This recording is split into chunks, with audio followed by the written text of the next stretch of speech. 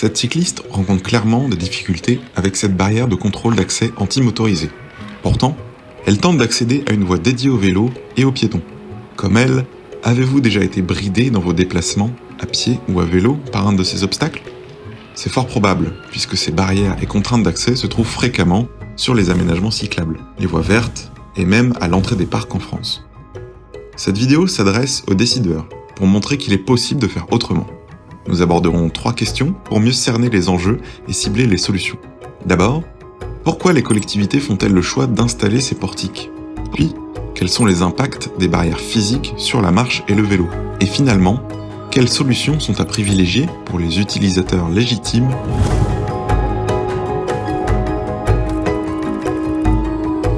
La principale raison invoquée pour poser des barrières d'accès concerne la sécurité des usagers légitimes. En effet, les collectivités installent des barrières par crainte des intrusions de véhicules motorisés, qui pourraient mettre en danger les personnes à pied ou à vélo à cause de leur vitesse excessive. Ou encore parce que certains véhicules motorisés, en particulier les 2 roues motorisées, sont associés à de la petite délinquance.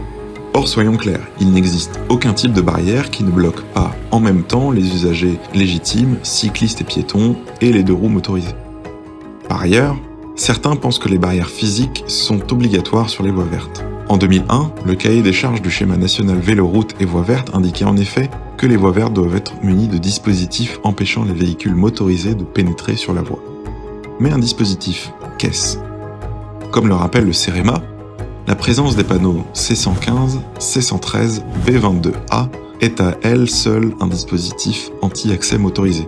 Par ailleurs, depuis avril 2022, certains véhicules motorisés peuvent avoir accès aux voies vertes après arrêté préfectoral. Il n'y a donc pas besoin réglementairement d'ajouter des dispositifs physiques plus contraignants que des panneaux de signalisation.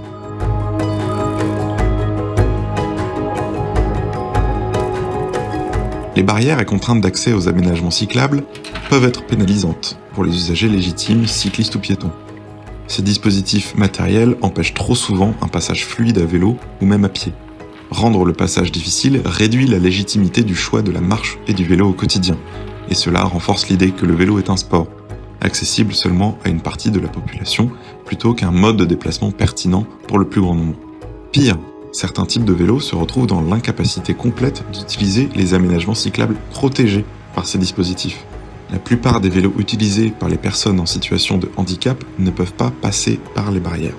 Les barrières physiques restreignent ainsi de plusieurs façons l'accès des aménagements cyclables ou piétons pour les personnes à qui ils sont pourtant destinés. Au Royaume-Uni, Sustrans, l'association gestionnaire des principales voies vertes, fait campagne depuis plus de 2 ans contre les barrières. Elle n'a recensé depuis le retrait des premières barrières aucune intrusion motorisée ayant causé un problème. Au contraire, les voies vertes y sont de plus en plus utilisées par des personnes à mobilité réduite ou des personnes âgées avec des vélos adaptés. À Londres, le retrait des barrières sur 2 sites distincts s'est accompagné d'une augmentation d'usage de 20%. Et les personnes interrogées sur site ont toutes, sans exception, mentionné que le retrait des barrières avait réduit les comportements indésirables. Sans barrières, ces sites étaient plus agréables, mieux fréquentés et dégageaient un sentiment de sécurité.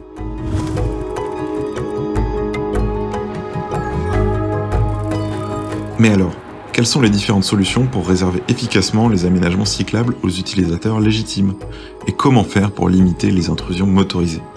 La solution la plus simple et la moins coûteuse est celle de la réglementation et de la signalisation. En ajoutant à l'entrée de l'aménagement l'indication claire de la restriction qui s'applique, on limite les intrusions indésirées, sans compromettre l'accès à tous les types de vélos et d'autres utilisateurs légitimes comme les personnes en fauteuil.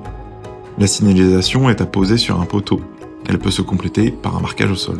D'ailleurs, favoriser l'augmentation de la pratique du vélo avec une politique publique ambitieuse permet également de réduire les risques d'intrusion motorisée ou de comportements indésirables. Un flux cycliste important permet de réguler les usages non désirés, comme à Londres ou à Lyon. Une surveillance officielle et un contrôle accru font aussi partie des solutions souhaitables, par exemple sur certaines voies vertes ou pour les aménagements urbains. À l'instar de Sustrans, des collectivités françaises comme Lyon et Toulouse ont pour politique de retirer les barrières existantes.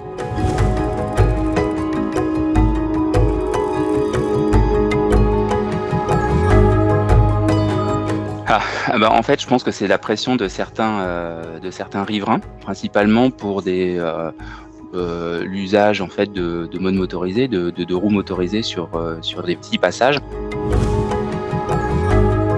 Ça contraint pas mal les cyclistes. Alors un peu les piétons parce que certaines barrières ne peuvent même pas laisser passer des poussettes ou des personnes en fauteuil roulant par exemple. Et à vélo, certaines barrières sont vraiment infranchissables. Et au final, ça ne rend pas le service voulu, puisque je vous dis, ça n'empêche pas le passage de roues motorisées. Donc au final, ça sert à rien et ça pénalise encore plus les cyclistes.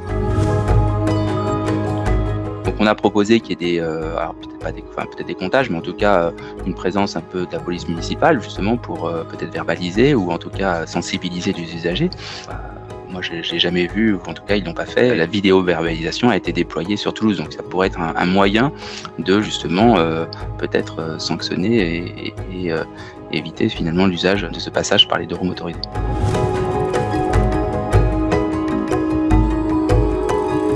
Finalement, il existe des dispositifs matériels réduisant les risques d'intrusion des voitures ou des camions sur les aménagements cyclables. Ce matériel, parfois pertinent, ne sert toutefois pas à réduire les intrusions des deux roues motorisées. En voici 5 exemples. La demi-chicane, ou le rétrécisseur, posé avec un écart suffisant, laisse passer la plupart des vélos. Il peut également servir à avertir les cyclistes d'un danger et les inciter à ralentir. Par exemple, avant le croisement avec une route à fort trafic. Pour compléter le contrôle d'accès par la signalisation, certaines collectivités ajoutent un potelet ou une borne rétractable aux entrées de l'aménagement.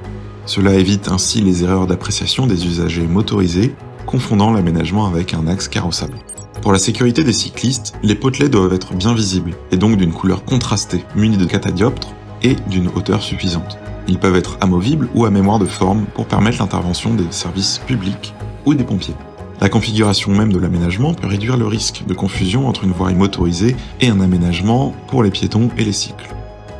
Finalement, des dispositifs anti-intrusion latéraux peuvent être une protection intéressante pour des aménagements cyclables sur voirie. Par exemple, pour empêcher les véhicules motorisés de se déporter sur une bande cyclable au niveau d'un ralentisseur. La configuration même de l'aménagement peut réduire le risque de confusion entre une voirie motorisée et un aménagement pour les piétons et les cycles. En résumé, un aménagement cyclable bien conçu et une signalisation visible sont un dispositif suffisant qui permet d'augmenter la facilité d'utilisation pour le plus grand nombre de types de vélos. Dans le cas des aménagements à usage partagé, l'accès facile pour les cyclistes sera également un accès facile pour toutes les personnes à pied.